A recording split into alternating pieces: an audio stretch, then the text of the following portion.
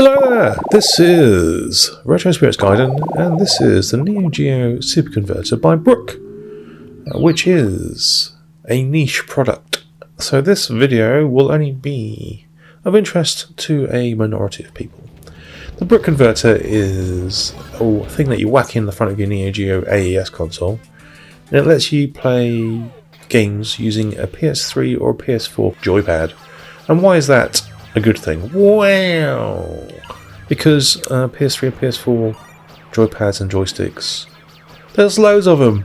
There's freaking loads of them. Whereas Neo Geo stuff that fits inside an AES, snugly in its sockets, is expensive and hard to come by. Therefore, the good people at BROOK have designed this interface betwixt old and new technology. So you've got a USB slot on the front of your BROOK converter, as you can see in the image. A light tells you when it's on, and it's got a micro USB kind of thing there to do firmware updates. And you can see that the plug fits in the front of your Neo Geo in its joypad hole. One thing you will notice, if you're eagle-eyed, is that the design of the BROOK converter is stupid, in that the Neo Geo slot that you put your joypad in is the other way up. So the cable doesn't twist very well that way round. So what ends up happening is your BROOK converter is upside down when plugged in, so you don't get to see the red light because the way the cable is put in to the box. If it was the other way up, if that joypad connector was the other way up, it would be fine, but it's not, it's upside down, which means you flip the conveyor upside down.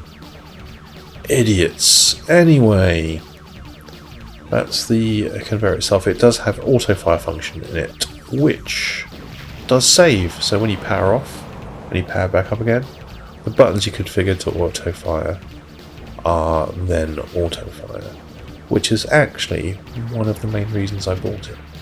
Because I have several games on the Neo Geo, and I don't know why they are this way, where they're shoot-em-ups, and there's no auto-fire, and they're very painful to play. So that's what I did. That's why I bought this. Right then. Alongside the converter, I bought a joypad, and this is the joypad. It's by Power A. It's a fight pad. It's a bit like the Saturn joypad. Oh, it's weighty. It's a weighty beast. It's quite heavy in the hand. It feels solid. Oh, it's like a brick. But a brick which you can play games with. Oh, it's a game-playing brick.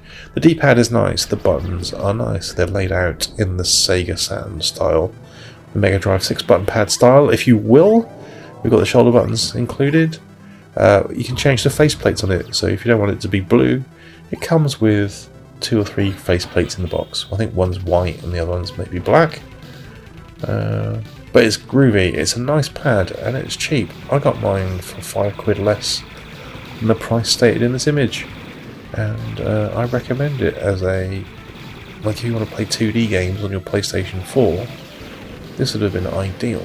They're fairly cheap, because I don't think anybody bought them. But they are a very high quality pad from what I can tell. Right, this is my Neo Geo AES plugged into a OSSC, and then it's plugged into an Elgato capture device, and we're using the BROOK controller and the PS4 pad. We're playing Ghost Pilots. Ghost Pilots is a 1942 style game with nice graphics, bombastic sound, and no autofire.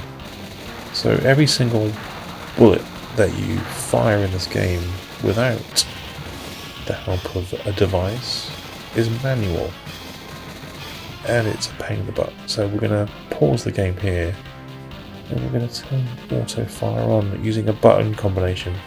Now if you go to the BROOK website, there is a tutorial of how to do this. It's like a button combination that you have to press, and then it turns auto fire on for the button that you're holding. It's fairly easy, and here we go. Here's auto fire. I'm not doing this. I'm just holding the button down.